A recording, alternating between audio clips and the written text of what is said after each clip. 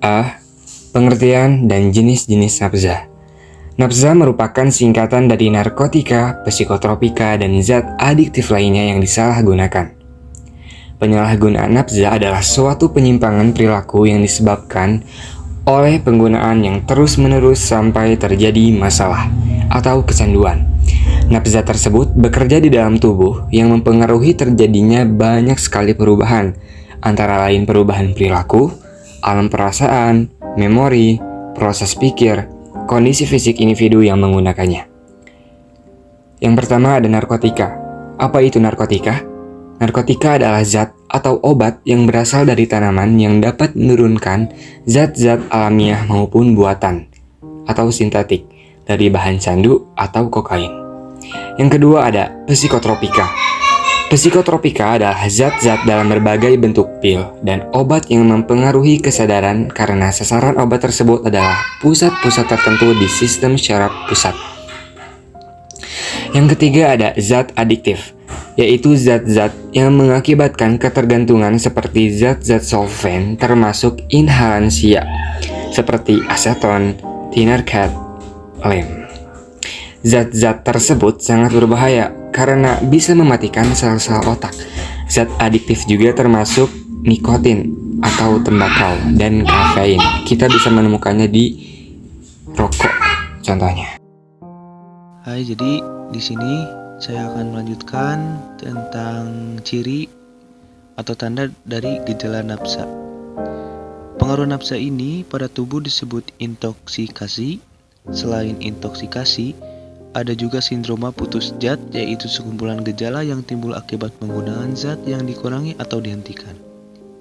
Tanda dan gejala intoksikasi dan putus zat berbeda pada jenis zat yang berbeda. Lalu di sini saya akan memperlihatkan tabel tanda dan gejala intoksikasi dan tanda dan gejala putus zat. Terima kasih. C. Faktor penyebab dan dampak penyalahgunaan nafza. Yang pertama ada faktor internal. Terdapat beberapa bagian dalam faktor internal ini. Yang pertama ada kepribadian.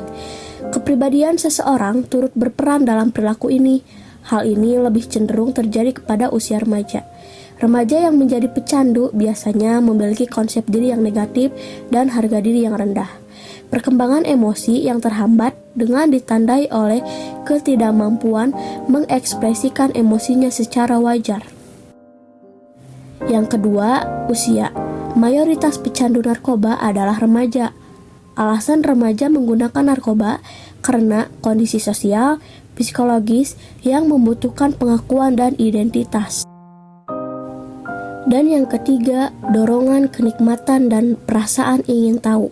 Narkoba dapat memberikan kenikmatan yang unik dan tersendiri. Mulanya merasa enak yang diperoleh dari coba-coba dan ingin tahu atau ingin merasakan seperti yang diceritakan oleh teman-teman sebayanya. Yang kedua, faktor eksternal. Yang pertama ada keluarga. Keluarga merupakan faktor yang paling sering menjadi penyebab seseorang menjadi pengguna narkoba. Berdasarkan hasil penelitian UKM Atma Jaya dan Perguruan Tinggi Kepolisian pada tahun 2013, terdapat beberapa tipe keluarga yang beresiko tinggi. Anggotanya terlibat penyalahgunaan narkoba, yaitu keluarga yang memiliki riwayat mengalami ketergantungan narkoba, keluarga dengan manajemen yang kacau, keluarga dengan konflik yang tinggi dan tidak pernah ada upaya penyelesaian, dan keluarga dengan orang tua yang otoriter. Faktor kelompok teman sebaya.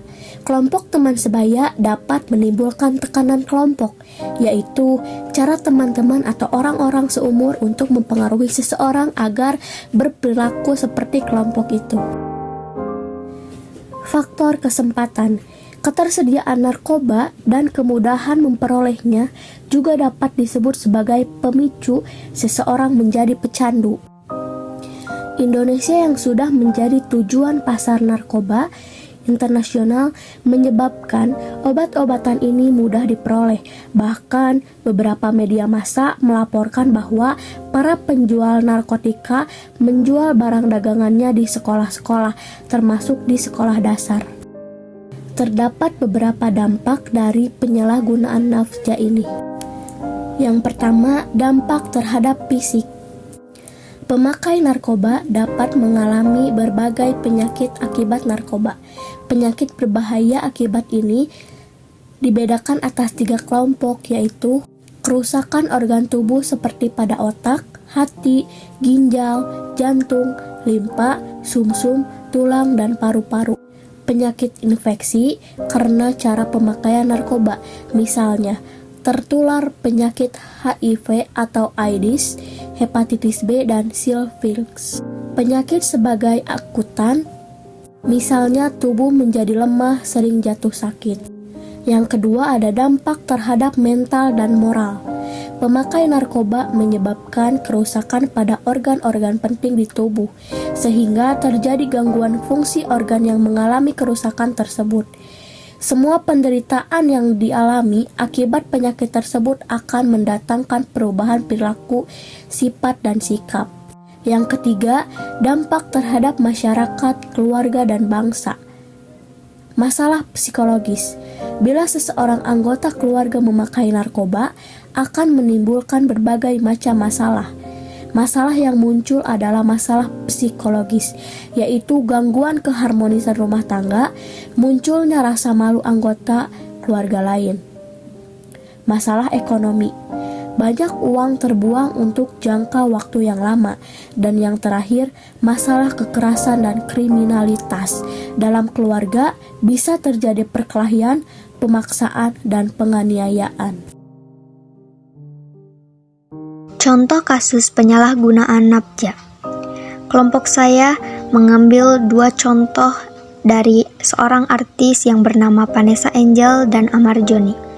Penyalahgunaan psikotropika pada Vanessa Angel dituntut 6 bulan pidana. Vanessa Angel didakwa atas kepemilikan 20 butir pil sanak tanpa resep dokter. Ia dijerat pasal 62 Undang-Undang Republik Indonesia Nomor 5 Tahun 1997 tentang psikotropika dan stop Peraturan Menteri Kesehatan Republik Indonesia Nomor 49 Tahun 2018 tentang perubahan penggolongan psikotropika dalam lampiran Undang-Undang Nomor 5 Tahun 1997 tentang psikotropika. Lalu contoh selanjutnya yaitu penyalahgunaan narkoba oleh Amar Zoni. Polres Metro Jakarta Selatan menetapkan aktor Amar Zoni sebagai tersangka kasus dugaan penyalahgunaan narkoba. Amar ditetapkan sebagai tersangka bersama Mustaqim, sopirnya, dan Rahmat Hidayat, rekan sopirnya. Ketiganya ditetapkan sebagai tersangka oleh penyidik atas kepemilikan narkoba jenis sabu. Barang buktinya adalah 1 klip narkotika jenis sabu seberat 0,14 gram, 1 bungkus bekas rokok berisi 2 plastik klip bening yang masing-masing berisi 1,04 gram. Akibat perbuatannya, Amar dan 2 tersangka lain dijerat dengan pasal 112 ayat 1 subsidiar pasal 127 ayat 1 huruf A Undang-Undang Nomor 35 Tahun 2009 tentang narkotika.